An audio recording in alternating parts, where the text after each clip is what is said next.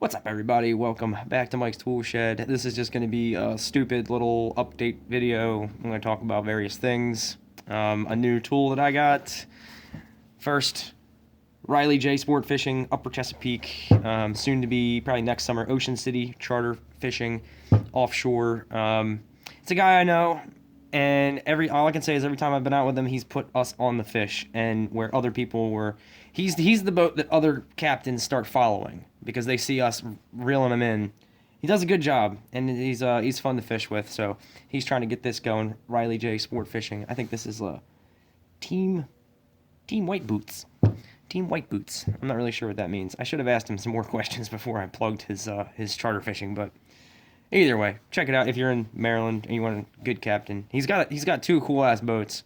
One's total custom. It's like it's just a fish killing machine.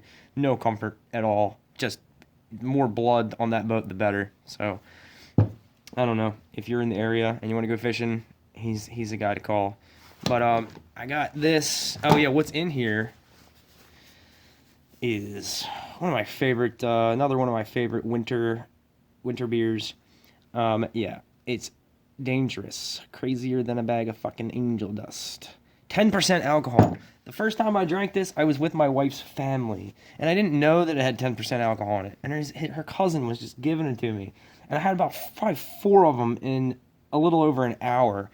And that was one of the first times I met a lot of them. Let's just say they got to know me real well that day. They don't hate me. They ended up saying they liked me, so I guess I couldn't have made that much of an ass of myself. But it was like drinking like 12 beers in like an hour. But I had a good time with them. They're good people. But be careful with that. It's good. It does have like a brown sugar kind of taste. But yeah, be careful with that. This is the tool that I got.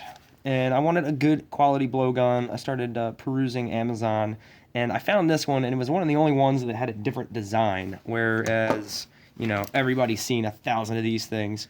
Or the other real popular design, it has a plastic body, a little plastic lever handle, and then a little bent tip. Those things suck. I've broken like 3 or 4 of those. This looked pretty sturdy. It was like 14, 15 bucks. I took a chance on it. The reviews on it were good. And it's got some interesting features. It's pretty well built. Like, it comes with the nozzle tip off of it, and it's just got O-rings everywhere. Everything on here is O-ringed. So you got an O-ring there, and it has this flow control knob, which as soon as I pulled it out of the package, I just started turning this little bastard, and I just turning it and turning it and turning it, and I'm like, okay, well, it doesn't really have any stops on it, so I wanted to figure out how it worked, and I noticed there was a little cap up here. So I take this off, and this is also O-ringed, and I look down in there. Let's see if I can do this. I look down in there, and there you can see the valve. That's it. That's next to nothing, and that's wide open. So that's like maybe an eighth of a turn is your adjustment. It's like that shower, your friend's shower that's like impossible to dial in the hot and cold. It's just, there's so much of a difference between the tiniest little turn. And then I'm like, why does this even have, I guess they assemble this through the cap or somehow, they put the guts down in there.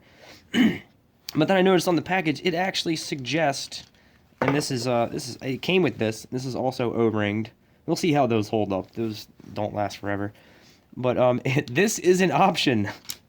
It is threaded the same as your air hose fitting. So for whatever fucking reason you ever wanted to hook this up, if you had a very special situation, you can do that. I don't know why. And then you just would put the cap in the bottom of the handle. Please enlighten me if you think that's an awesome feature and you totally have an idea of how you would use that. But I don't know. Maybe it was just a feature, incidental feature. They just kind of like said, hey, let's make it the same threads. Call it a feature. I don't know. But it seems pretty well made. Like I said, I was playing with this flow control, and it does.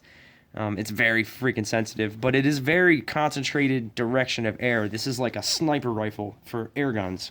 You can point at something pretty far away and blast it, and it doesn't, diffuse and dissipate real quickly like this piece of junk, or this special Extendo one from Harbor Freight, which is pretty good for like kind of sweeping things out a little bit. But I like this one a lot. And it says up to 150 psi max. So if you put a higher flow line on there and crank the regulator up, you would get some serious air blasting. I dusted off the motorcycle. It worked pretty good. What else? I have a video coming up this weekend. It is going to be the story of the busted middle finger that you probably all have noticed in the past couple of videos. This was the result of a tool failure. And I'll give you a hint. It was a tool failure. It was a Harbor Freight tool, and it motivated me so much that I went right from Harbor Freight to Snap-on. And I'm replacing Harbor Freight tools with Snap-on. And I'm really excited about that, and I feel like I'm never going to have to buy this tool again, like as many things you buy that are Snap-on. It's just if something did happen to them, I don't see the rape van, so I'm going to have to like track one down to actually get something warranted. But I've never really heard of anybody having a problem with this particular tool. That's about it. In reference to the snippets with the unsafety video, the funny thing is, and I kept saying this back in the comments, so if you watch that video, I'll just say this for everybody. The really fucked up part about that is that was, for whatever reason, I've never ever seen this, that electric room did not have a lock on it, of any kind. It looked like it used to have a lock on it, and maybe something went wrong with it, and the maintenance guy just put a regular doorknob on it. The worst part is that right next door to the electric room was a pediatric dentist. And this was an up and running office building. And I think the pediatric dentist might have been like the only tenant up on the second floor. And it was another electrical contractor. And we came in one morning, they had the whole building shut down because they were tying that wire into the breaker.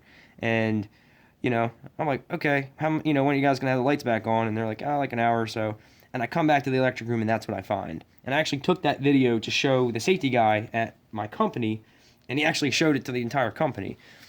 But that's not really why I took the video. I just thought it was like outrageous that they didn't have a lockout tagout set, or that they landed the wire without landing the other end of the wire in at least a panel with a cover. It was just one of the dumbest things I've ever seen. Some drugged up little kid could have wandered in there. Some parents don't pay attention to what the fuck their kids do. The little kid could have ran in there and started, oh, what is this? And, oh, don't touch. Oh, hell yeah, I'm touching that. He hits that, and, maybe it wasn't taped up that good, or maybe there was like a pinhole in the sheathing. And you have a 480 volt arc flash in an electric room with a 9-year-old that's all drugged up on painkillers or anesthesia. It was just the whole story to that actually is what was the most important part. And I wish I had to mention that when I filmed that video, that there was a pediatric dentist next door and that door had no lock on it. I'm responsible enough to not touch that and understand the dangers, but like I said, it was unlocked. It was ridiculous. So I filmed another snippets today, and I referenced that it is Monday, but I'm probably going to upload that at another date. It was just got bent over again, like first thing in the morning, got a flat tire, so I just wanted to share my flat tire experience, because something happened that surprised me, but that's about it. I was just drinking some brown sugar, tell you what's coming up this week, hopefully. I won't be able to do any videos this week, probably, but this weekend I want to do the lights in the van, and maybe do a van tour. The van's a piece of shit. It's not set up how I want it at all, and I don't really feel like putting any time into setting it up. But I will put the lights in and show you around the van a little bit. And my new blowgun, which I really like. It's not perfect, but it's the best blowgun I've ever had. So that's it. Thanks for listening to me ramble about dumb shit for 9 minutes. Just wanted to get out here and do one while I had time. So that's all. Thanks for watching.